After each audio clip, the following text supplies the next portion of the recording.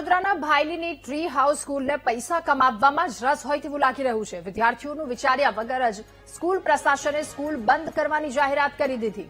ત્યારે વાલી મીટિંગમાં સ્કૂલ બંધ કરવાની જાહેરાત કરવામાં આવી। સ્કૂલની મનમાનીને લઈને વાલીઓ કે જેમણે સ્કૂલમાં હોબાળો મચાવ્યો, રોષે ભરાયેલા વાલીઓએ કોર્પોરેટરને આ અંગે રજૂઆત કરી તો કોર્પોરેટર નીતિન ડોંગા અને ઉમંગ બ્રહ્મભટ્ટે પણ સ્કૂલ ચાલુ રાખવાના પ્રયાસો કર્યા। કોર્પોરેટરે શાળા સંચાલકોને આ વાતને લઈને રજૂઆત કરી તો શાળા સંચાલકોએ 17 જાન્યુઆરીએ બેઠક બોલાવી હતી। સ્કૂલ માલિક, ડીઈઓ, ધારાસભ્ય અને કોર્પોરેટરની હાજરીમાં 17 જાન્યુઆરીએ બેઠક પણ મળશે।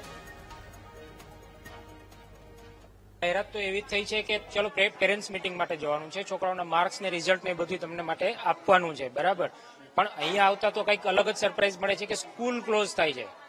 એટલે કોઈ જોકની વાત નથી કે તમને કોઈ સપનું આવ્યું કે તમે સવારે બંધ કરી દો છો।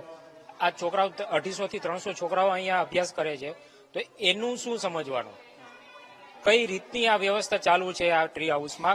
કોઈ પણ જાતનું બધું જ અત્યારે બ્લાઇન્ડ ચાલે છે, અંધારામાં બધું वहीवट चाले छे। हम जब आए यहाँ पे तो अचानक से हमें पता चल रहा है कि यहाँ पे स्कूल बंद होने वाला है। अप्रैल मंथ से हमको दूसरे स्कूल में उनकी जो दूसरी ब्रांच है, मेन ब्रांच, वहाँ शिफ्ट होने के लिए बोला। तो हमें तो सरप्राइज हो गया और वैसे भी हमें वो स्कूल दूर पड़ती है तो हमें बच्चों को नहीं चाहिए, बच्चों भी यही रहना चाहते हैं इसी स्कूल में। और कंटिन्यू 15-20 दिन से हमें लास्ट क्वार्टर की फीस भरने के लिए भी मैसेजेस आ रहे थे, तब तक हमें कुछ पता नहीं था कि ये स्कूल बंद हो रही है या।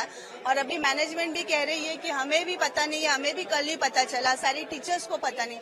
ऐसा तो हो नहीं सकता, जो है वो पहले से प्लान्ड है तो फिर पेरेंट्स को पता नहीं। नॉर्मल एडमिशन फॉर्म्स तो अक्टूबर नवंबर में आ जाते हैं तो हम तब से एडमिशन ले सकते थे, लेकिन अभी अचानक बताने से मेरे 2 बच्चे हैं, दोनों बच्चों को हम कहाँ पे भेजेंगे? અમે તો દેવાના દેવ મહાદેવના 24 કલાકની અમારે ઉપાસના ચાલી રહી છે, ત્યારે વાલીઓનો ફોન આવ્યો કે નીતિનભાઈ, અમારા 250 થી 300 બાળકના ભવિષ્યનો સવાલ છે, એટલે તમે અહીં આવો।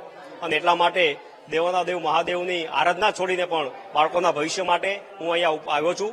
અને અહીંના જે માલિક છે એની સાથે વાત થઈ છે પ્રિન્સિપાલને કે ભાઈ 17 તારીખે એ બોમ્બે રહે છે, ત્યાંથી 17 તારીખે અહીંયા રૂબરૂ આવશે। અને આને અમારી તો બહુ સ્પષ્ટ માગણી છે કે કોઈ પણ સંજોગોમાં આ સ્કૂલ ચાલુ જ રાખવી પડે, નહીં તો 250 થી 300 બાળકો એનું આખું વર્ષ બગડે। અને અત્યારે વડોદરાની બીજી કોઈ સ્કૂલમાં આટલી મોટી સંખ્યામાં એડમિશન થાય એવી કોઈ જ શક્યતા ના હોય। ખૂબ ગંભીર બાબત છે કે ભારતનું જે ભવિષ્ય કહેવાય એની સાથે ચેડા કરવાનું આ કૃત્ય છે। આજે પીટીએની મિટિંગ હતી ટ્રી હાઉસ દ્વારા અને એમાં અચાનક વાલીઓને કહેવામાં આવ્યું કે આપણે શાળા બંધ કરીએ છીએ। આ શાળાની અંદર 240 જેટલા વિદ્યાર્થીઓ ભણી રહ્યા છે અને આ શાળાની અંદર આગામી સોમવારના દિવસે ક્યાંક પિકનિકનું આયોજન પણ હતું। એના પછી ઉત્તરાયણ પછી શાળાનું એન્યુઅલ ફંક્શન થવાનું, એના પણ મેસેજ આ લોકોને ગ્રુપમાં આપ્યા છે। ગઈ રાત સુધી ફીસ ભરવાના પણ સૂચનો કર્યા છે। તો અચાનકથી આવો નિર્ણય કરવો એ ખૂબ ગંભીર બાબત છે। અમે માનનીય ધારાસભ્ય શ્રી શૈલેષભાઈ મહેતાએ પણ આ બાબતની ધ્યાન દોર્યું છે અને એ પણ આગામી 17 તારીખે જે મિટિંગ થવાની છે એમાં ઉપસ્થિત રહ્યા છે। એમને ડીઓ કચેરીમાં પણ વાત કરી છે કે આવી કોઈ પણ શાળા બંધ થાય એના ઉપર આપણે ધ્યાન રાખી અને વિદ્યાર્થીઓના હિતમાં જે પણ નિર્ણય થાય એ કરવો ચોક્કસ રહ્યો। અને મેનેજમેન્ટને પણ અમે એવું કહીશું કે આગામી 1-2 વર્ષ આ શાળા ચાલુ રાખવી જોઈએ, જ્યાં સુધી તમામ વિદ્યાર્થીઓને બીજી શાળાની અંદર એડમિશન ન મળે, એમનું ભવિષ્ય જ્યાં સુધી સુરક્ષિત ન થાય ત્યાં સુધી ચોક્કસ આપણે આ પ્રયત્ન ચાલુ રાખવા જોઈએ, શાળા ચાલુ રાખવી જોઈએ।